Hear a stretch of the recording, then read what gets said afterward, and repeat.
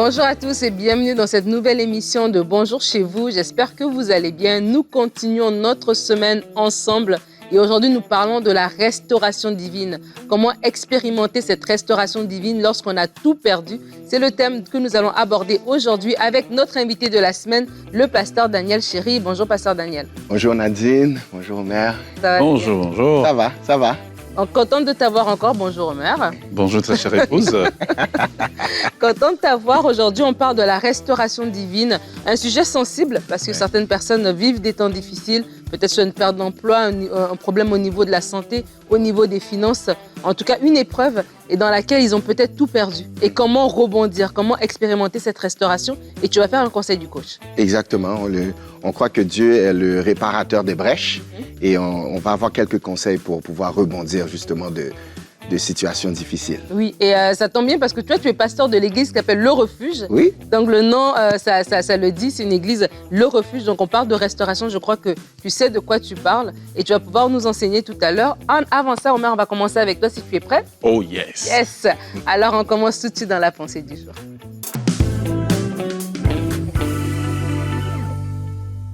Il nous arrive tous de passer par des moments de détresse. J'ai l'habitude de dire que la vie chrétienne n'est pas une anesthésie des problèmes de la vie, mais au contraire, Jésus a dit que vous aurez beaucoup de tribulations dans le monde, mais prenez courage parce que j'ai vaincu le monde. Amen. Et aujourd'hui, j'aimerais vraiment encourager quelqu'un qui passe par des temps difficiles, quelqu'un qui est passé par une succession des temps difficiles et tu as envie de tout abandonner, tu as envie de tout délaisser.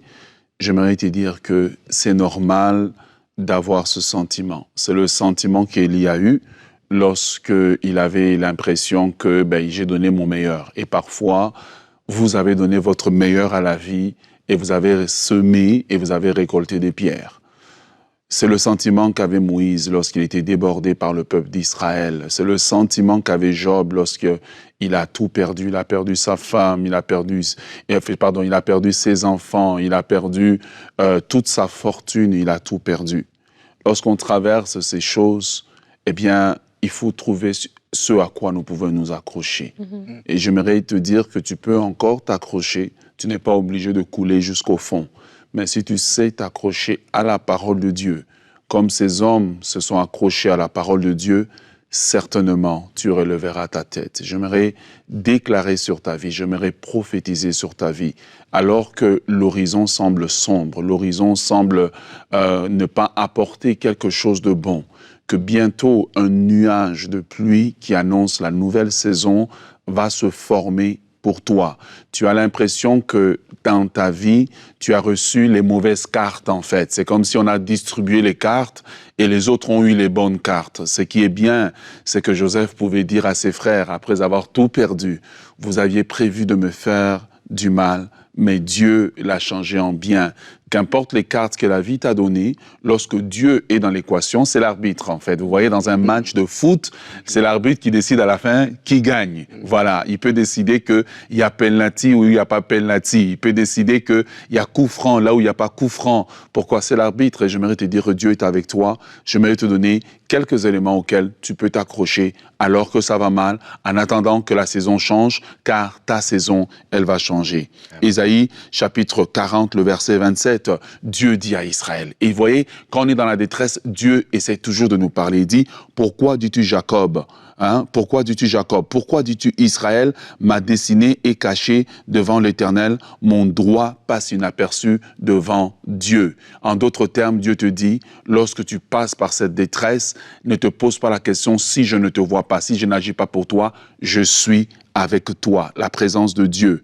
Dieu encore, par la bouche de Job, va dire, Job dans sa détresse va dire, je sais que mon Rédempteur est vivant et qu'il se lèvera le dernier. Comment un homme qui a perdu les enfants, la fortune peut dire ça? C'est la certitude que Dieu est le réparateur de brèches, il est celui qui nous relève.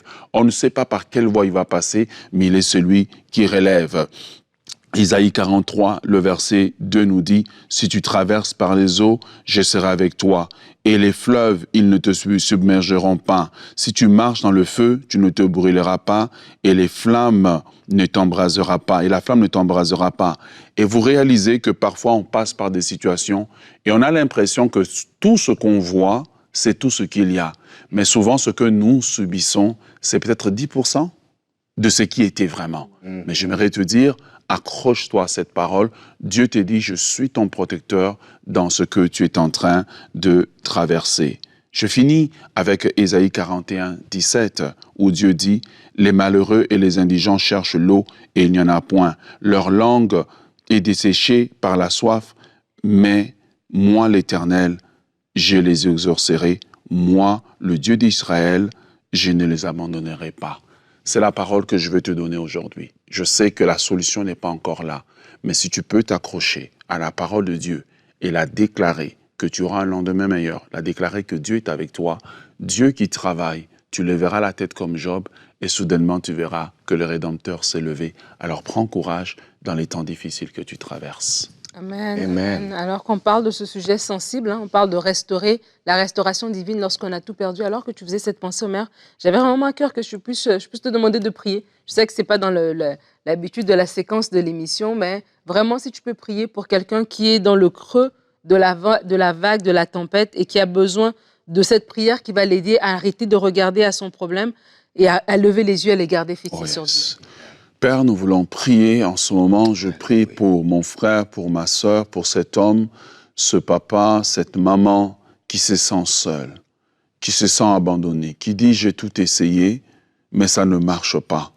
Quelqu'un qui pense se donner la mort, quelqu'un qui pense se mutiler. Éternel Dieu des armées, Dieu qui a visité Joseph et qui l'a restauré de la prison. Dieu qui l'a relevé et qui lui a fait devenir Premier ministre. Dieu qui a ramassé Moïse après 40 ans où il était oublié, sans espoir d'un lendemain meilleur et qui lui a donné un lendemain. Dieu qui a visité Job et qui l'a pris alors qu'il avait tout perdu et qu'il n'y avait pas un lendemain. Je prie que tu te révèles comme le Dieu des lendemains meilleurs à quelqu'un. Je prie que tu te révèles comme le Dieu d'espoir, que pendant que nous sommes en train de prier, qu'une lueur d'espoir vienne dans le cœur d'un homme, dans le cœur d'une femme, dans le cœur d'un couple, dans le cœur d'une famille, dont l'enfant est en train de lutter avec un problème d'handicap et les parents ont envie d'abandonner. Recevez la force maintenant de continuer à croire en Dieu, de continuer à prier, car votre exaucement arrive très bientôt. Seigneur, relève ceux qui sont découragés. Nous voulons porter leur fardeau parce que tu nous as dit de porter les fardeaux les uns des autres. Relève-les, restaure-les, encourage-les et qu'ils témoignent réellement que le Rédempteur s'est levé le dernier. Tu es l'arbitre de ce combat. Siffle en leur faveur, Seigneur, et change les circonstances. Change les circonstances, que tu ne sois pas pour eux simplement le Dieu du vocabulaire, mais tu sois le Dieu action, le Dieu du soudain, le Dieu du tout à coup, le Dieu qui ouvre les chemins sans issue. Fais-le, nous te donnons déjà toute la gloire pour ce que tu vas faire. Dans le nom de Jésus-Christ, nous avons prié. Amen. Amen. Amen. Merci beaucoup pour cette belle prière. Et alors qu'on parle de la restauration divine, je vous partage tout de suite notre verset du jour qui, je crois, va encourager plus d'un. Le verset se trouve dans Joël 2 au verset 26.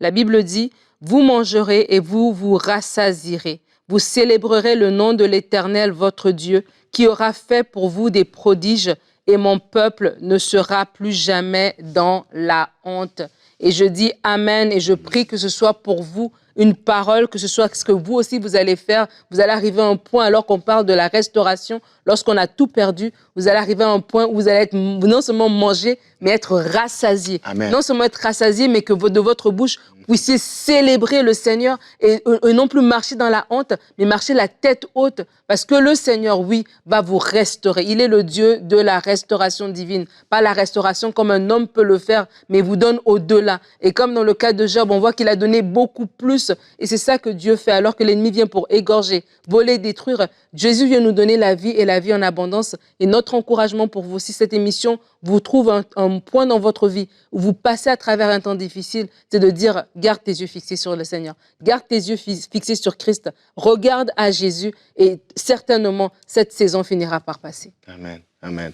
Je pense que je suis tellement béni par toute la prière, ton intervention également, Omer, parce que je pense que l'ennemi va planifier des pertes, mais Dieu a toujours un plan de restauration pour ses enfants. Et c'est tellement un sujet qui est pertinent maintenant parce qu'on est dans des saisons où il y a beaucoup de pertes.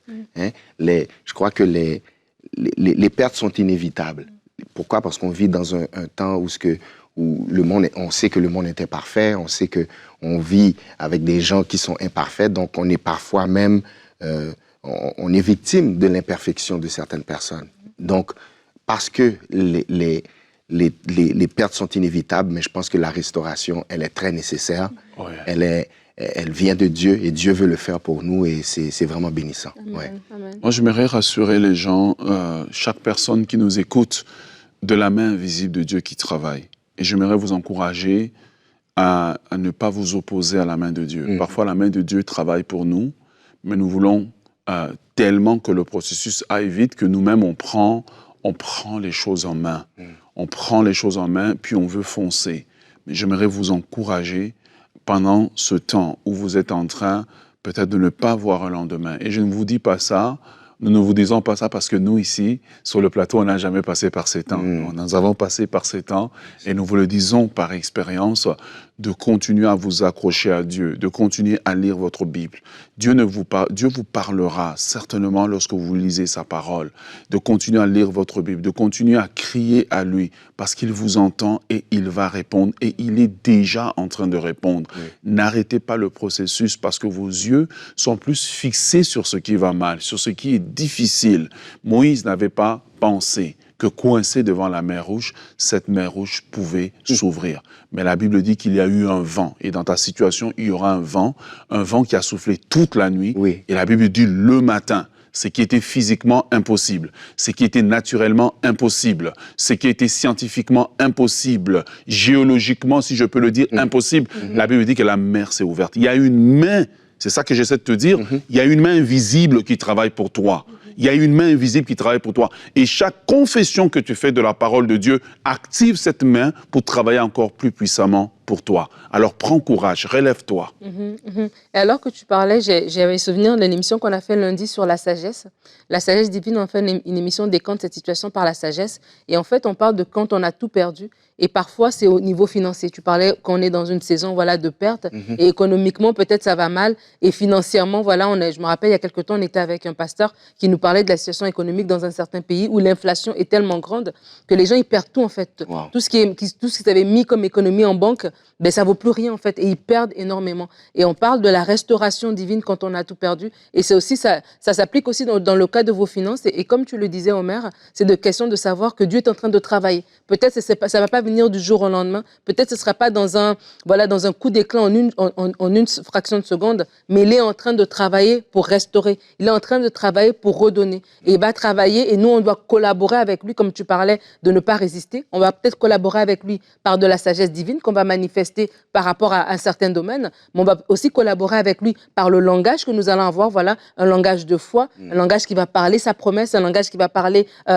qui va déclarer son intervention, par des temps aussi qu'on va avoir dans la prière et qui vont, en fait, je veux vraiment vous encourager à garder vos pensées, que vos pensées soient gardées, que sa paix surnaturelle garde vos pensées en Jésus-Christ. Et il y a quelque temps, j'avais un petit défi et je t'en parlais à toi. Et je disais, en fait, devant ce défi, je me suis surpris à me dire à moi-même, mais mes destinées sont dans sa main. Comme le psalmiste a dit, je ne m'inquiète pas, je sais que mes destinées sont dans sa main. Et j'aimerais inviter quelqu'un à faire cette déclaration. Vos destinées sont dans sa main. Il est votre Père céleste, il vous tient dans sa main et il vous garde et il a certainement, c'est une certitude, il a un lendemain meilleur pour vous. Alors, comment expérimenter de façon pratique cette restauration divine? On en parle avec le pasteur Daniel dans la rubrique Conseil du coach.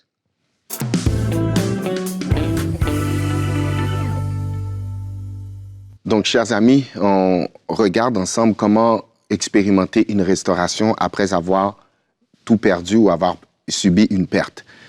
Jésus a dit, car le Fils de l'homme est venu chercher et sauver ceux qui étaient perdus. Jésus est dans les affaires de restaurer, de restaurer nos vies lorsqu'il y a eu une perte. Ésaïe 58 va nous parler du réparateur des brèches. Jésus est entré dans la tombe. Il est rentré dans la tombe gravement blessé, fracturé, meurtri, ensanglanté. Mais après 3 jours, il est sorti de la tombe complètement guéri. Il est sorti de la tombe complètement restauré. Il avait une autorité. Il a eu l'autorité sur la terre, dans le ciel et sous la terre. Et il est même sorti du tombeau au point où on ne le reconnaissait même pas. Ça, c'est une restauration divine. Et Dieu, peu importe qu'est-ce qu'on a passé, Dieu va nous restaurer. Je vais vous donner quelques conseils rapides. Donc, le premier conseil, pour pouvoir expérimenter une restauration divine, numéro 1, pour être restauré, tu as besoin d'être en intimité avec Dieu. OK? Pourquoi je parle de ça? Je prends l'exemple de Ève. Ève, qui est une femme qui a passé par, malheureusement, une tragédie. Elle était dans la tristesse profonde. Elle a perdu un fils qui a été tué. L'autre a été rejeté. Donc, elle a tout perdu. Mais la Bible nous dit dans Genèse 4, versets 24 et 25, nous dit « Caïn sera vengé 7 fois et Lémec 77 fois. » Mais verset 25, c'est là que je vais attirer votre attention. Il dit « Adam connut encore sa femme. Elle enfanta un fils et l'appela du nom de Seth. Car, dit-elle, Dieu m'a donné un autre fils à la place d'Abel que Caïn a tué. » Donc, Seth était un peu le fils de la restauration. Et j'aimerais accompagner également mon collègue ici qui a prophétisé sur vous. J'aimerais prophétiser que notre Seth s'en vient. Que ton Seth s'en vient, ça veut dire c'est peut-être, il y en a d'entre nous, c'est une nouvelle compagnie qu'on a besoin, mais elle s'en vient. Une restauration au niveau familial, elle s'en vient. Je crois que notre Seth s'en vient. Et mais qu'est-ce qu'il faut comprendre, c'est que dans le texte, il dit Adam connut encore sa femme. Et quand on parle de connaître, on sait ici qu'il y avait eu intimité et la restauration est venue par intimité. J'aimerais juste prendre ce texte pour dire que plus on est intime avec le Seigneur, plus on se positionne pour être restauré dans notre vie. Donc, j'encourage tout le monde à être en intimité profonde avec le Saint-Esprit, en intimité profonde avec le Christ pour pouvoir expérimenter cette restauration. Le deuxième conseil que j'aimerais donner, c'est que la restauration, elle commence dans nos pensées. On doit ajuster nos pensées. On ne peut pas penser qu'on va avoir la restauration, mais qu'on reste dans l'ancienne mentalité. Et je prends un texte là-dessus, c'est dans l'histoire de Samson. Samson a tout perdu. Hein, on connaît un peu l'histoire de Samson, où il y a eu une perte, mais il a été restauré. Et au verset 22, dans le Juge 16, verset 22, ça nous dit, cependant, les cheveux de sa tête recommençaient à croître depuis qu'il avait été rasé. Et je crois que Samson les cheveux qui poussent est une représentation que la restauration commence là-haut. Les cheveux qui poussent est une manière où on voit que Dieu a recommencé à redonner la vigueur à Samson, mais précisément dans ses cheveux, dans sa tête. Donc, peut-être que nous, moi j'aurais besoin que Dieu me fasse ce miracle-là également. Je reçois. Mais pour nous qui voulons la restauration, elle doit commencer dans nos pensées. Et je crois que Samson a été restauré à cause de sa repentance. S'il fait partie des héros de la foi, dans Hébreux chapitre 11, la Bible nous dit qu'il n'y a pas de foi sans repentance. Donc, s'il fait partie de la liste des héros de la foi, c'est qu'à quelque part, Samson s'est repenti. Donc, peut-être qu'il y a quelque chose, on peut dire, écoute, Daniel, j'ai été victime, comment tu peux me parler de repentance? On ne peut jamais se tromper lorsqu'on se repent. On ne peut jamais se tromper lorsqu'on demande au Seigneur de nous pardonner et de nous rapprocher proche de lui. Et donc, on voit que Samson a été restauré parce que la Bible nous parle dans les textes, dans Juge 16, à partir du verset 27 à 31, il dit « La maison était remplie d'hommes et de femmes, tous les princes des Philistins étaient là, et il avait sur le toit, environ 3000 hommes, frères, hommes et femmes qui regardaient Samson jouer. Alors Samson invoqua l'Éternel et dit, « Seigneur éternel, souviens-toi de moi, je te prie. Ô Dieu, donne-moi de la force, seulement cette fois que d'un seul coup, je tire vengeance des Philistins pour mes 2 yeux. » Et Samson embrassa les deux colonnes du milieu sur lesquelles reposait la maison. Il s'appuya contre elle. L'une était à sa droite, l'autre était à sa gauche. Je vous raconte cette histoire parce que Samson, un de ses mandats, c'était justement de combattre les Philistins. Et il a fait une erreur, sans rentrer dans les détails, il s'est fait capturer par les Philistins. Mais le voici vers la fin de sa vie, où jusqu'à date, il a tué 1030 Philistins. Mais au moment où Dieu le restaure, en une seule journée, il va tuer 8000 Philistins. Et tout ça pour dire que Dieu a fait une restauration. Il a tué en une journée plus de Philistins qu'il aurait tué en 20 ans. Ça, c'est ça ce que la restauration fait. La restauration, elle est capable de nous ramener à reprendre le temps qu'on avait perdu. Le temps qu'on avait perdu. Maintenant, le troisième conseil que j'aimerais vous donner, quelqu'un peut dire, OK, mais Daniel, de manière pratique, comment est-ce que je peux expérimenter la restauration? Donc, suivons le modèle de restauration du prophète Joël dans l'Ancien Testament. Le livre de Joël, c'est un prophète qui a passé par des énormes pertes. Dans ce temps-là, il y avait des agronomes et les gens dans cette saison, dans le temps de Joël, les gens avaient perdu, ils avaient perdu beaucoup de choses. Ils avaient perdu leur économie, si on voudrait dire, parce que dans ce temps-là, c'était l'agriculture qui était la manière d'opérer. Et au milieu de toutes ces pertes que le peuple d'Israël est en train de subir, il va leur envoyer le prophète Joël qui va leur donner une bonne nouvelle. Et il va leur dire ceci, dans Joël 2, 23, il va dire « Et vous, enfants de Sion, soyez dans l'allégresse et réjouissez-vous en l'Éternel votre Dieu, car il vous donnera la pluie en son temps et il vous enverra la pluie de la première et de l'arrière-saison. » La première chose que je vois dans ce texte, c'est que le prophète va leur dire « Soyez dans l'allégresse ». J'aimerais que tu te réjouis d'avance. Réjouissons-nous parce que ce que Dieu va faire dans nos vies, on n'a pas besoin d'attendre qu'il le fasse de manière concrète. On peut déjà se réjouir. Il va nous restaurer. Je crois que si on est déjà dans la félicité, si on est déjà dans la joie, on se positionne pour cette restauration parce que le Dieu qu'on sert, il est un Dieu fidèle. Et le texte dit dans le verset 23, donc, premier conseil, assurons-nous d'être dans la joie, dans l'allégresse, d'être dans la reconnaissance, d'être dans l'action de grâce en avance. Mais il va dire, toujours au verset 23, « Et vous, enfants de Dieu ».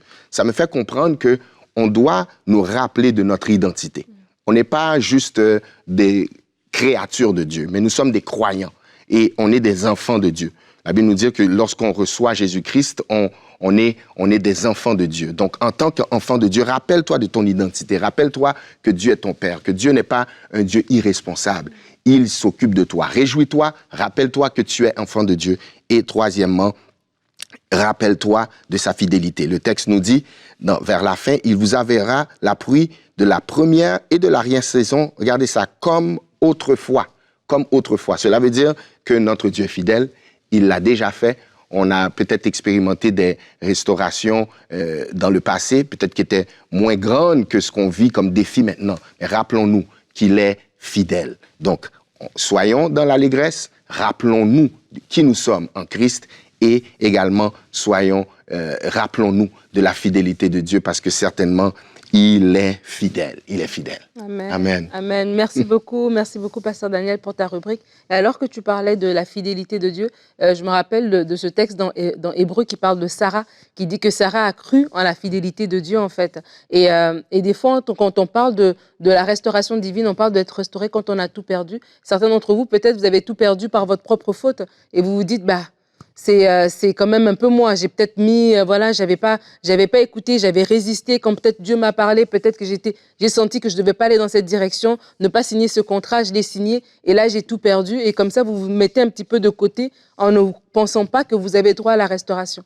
Mais la restauration divine, elle est faite, comme tu l'as dit, on est enfant de Dieu, c'est notre identité. Moi, si mon fils vient vers moi, c'est mon fils. Je vais dire, c'est mon enfant. Je dois en prendre soin par amour pour lui et c'est ma responsabilité aussi d'en prendre soin. Et c'est de la même manière aussi, je veux vraiment interpeller quelqu'un à qui l'ennemi est en train de te faire dire non, ça ne s'applique pas à toi parce que c'était ta faute, ça ne s'applique pas à toi parce que tu n'avais pas écouté, ça ne s'applique pas à toi parce que voilà, pour X ou Y raison, de vous dire qu'en fait, Dieu vous restaure tout d'abord parce qu'il est Dieu. Il le fait parce qu'il est Dieu, parce qu'il est bon, parce qu'il est amour, parce que vous êtes son enfant. C'est pour ça qu'il vous restaure. Et comme Jésus a pu rencontrer cette femme dans la ville de Nain, elle allait enterrer son fils unique, elle était veuve. Il l'a rencontrée et par amour, par compassion, il a restauré cette femme. Et de la même manière aussi, je veux vraiment vous encourager à juste tout simplement regarder à la compassion de Dieu, à son amour, à sa fidélité, à sa bonté. Il le fait tout simplement, non seulement parce qu'il est capable de le faire, il est tout puissant, mais parce qu'il vous aime, parce que c'est un Dieu d'amour. Amen. Mais on aimerait vous encourager. J'aimerais vous encourager aujourd'hui à commencer, comme le pasteur Daniel a dit, à célébrer les petites choses que vous voyez petit en fait, Dieu est en train de faire. Ça peut être aussi une nouvelle rencontre, une nouvelle personne qui rentre juste dans votre vie de façon inusitée. Vous savez, les chansons et le panetier sont entrés dans la vie de Joseph de façon inusitée. Ils sont juste rentrés de façon ordinaire et ils sont rentrés parce qu'ils avaient un problème. Mais voilà, parce que Joseph a pu solutionner leur problème, ça a été un pas de plus. Oui. Et je crois que vous êtes en train de faire un pas de plus. Je crois que vous êtes en train d'avancer. Fixez vos yeux sur les éléments nouveaux qui sont en train de rentrer dans votre vie, les personnes que vous rencontrez, les nouvelles situations et juste bénissez Dieu pour ce qui arrive dans votre vie. Amen. Bientôt, vous allez raconter le témoignage que je ne savais pas que Dieu était en train d'opérer. Rappelez-vous que 5 pains et 2 poissons ont nourri 5000 hommes. Alors, rappelez-vous de ça. Wow. En se rappelant de ça, vous allez comprendre que parfois, Dieu n'est pas toujours le Dieu de grands moyens. Parfois, il est le Dieu des petits moyens. Mais avec grands moyens ou petits moyens, il reste Dieu et il agit toujours. Alors, on veut vraiment vous encourager aujourd'hui. Relevez-vous, ne laissez pas, n'abandonnez pas la vie, mais relevez-vous car demain sera meilleur avec les dieux des petits et des grands moyens. Amen, amen. Amen. Vraiment, c'est une émission pour vous. Vraiment, si vous passez par un temps comme ça de perte, c'est vraiment une émission d'encouragement et c'est notre prière. Et comme Omer l'a prié tout à l'heure, que le Seigneur vienne vous rencontrer. Relevez la tête, gardez les yeux fixés sur vous. On ne pourra pas le répéter davantage pour vous dire que oui, le Seigneur intervient en votre faveur. Et on va rester un petit peu dans le même thème, hein, Pasteur Daniel. Demain, tu es avec nous. Et on va parler de l'avenir. Notre thème demain sera « Peut-on encore avoir confiance en l'avenir ?» Et Pasteur Daniel, tu seras là pour une pensée du jour et répondre à la question « Mes erreurs de jeunesse me rattrapent, que faire ?» Une bonne question qui va répondre demain, en tout cas un autre thème un peu dans la même lignée. Si vous êtes découragé, vous connaissez quelqu'un aussi qui a besoin de cette parole d'encouragement pour lui dire qu'il y a un avenir pour lui. Ne manquez pas de lui partager cette émission et l'émission de demain. On se dit donc à demain, soyez bénis et bonjour chez vous.